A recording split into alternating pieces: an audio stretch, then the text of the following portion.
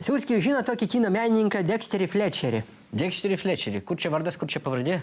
Ibelhauptaitės vyras. A, tai jūs taip ir sakykite. Taigi čia tas kultinis menininkas, Andriaus Mamontovo klasiokės sutuoktinis, duotuoju momentu besiblaškantis ieškojimų kelyje ir klystkelyje. Nu tai žinokit, kad jau rado kūrybinį įkvėpimą, statys filmą, pasaulinio garso filmą apie Fredžio Merkurio gyvenimą. A kas vaidins Fredą Merkurį, man įdomu? Galėčiau aš vaidinti, mano ūsai panašus į jo. Fredis Merkuris mėgdavo persirengti ant moteriškės. Reiškia, samdys Valinską. Bet Valinsko ūsai netokie, pasikeip iš vokiečių pornofilmo kokio nevykėlio. O pas mane susitai geri ir aš persirengti moterim moku ir mėgstu. Žvaigždžių kolektyvas Fredžio Merkurio filmų jau surinktas. Viskas. Net epizodiniams vaidmenims surinkti aktoriai ten vaidins geriausi Fletcherio draugai iš Lietuvos.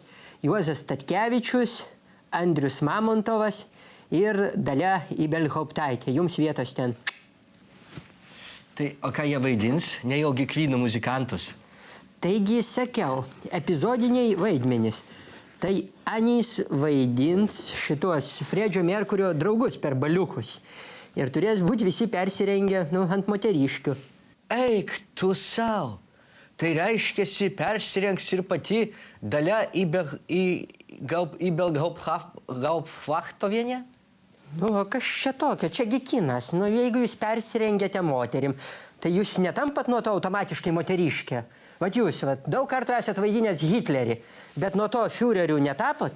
Nepatinka man tas principas kviesti filmą vaidinti draugus ir pažįstamus. Nepersirengs žmoniškai nei Mamontovas, nei Statkevičius. Reikia kviesti profus, tikrus savo amato meistrus. Nacionalinės premijos laureatas, Budraitį, Banionį, Adomaitį.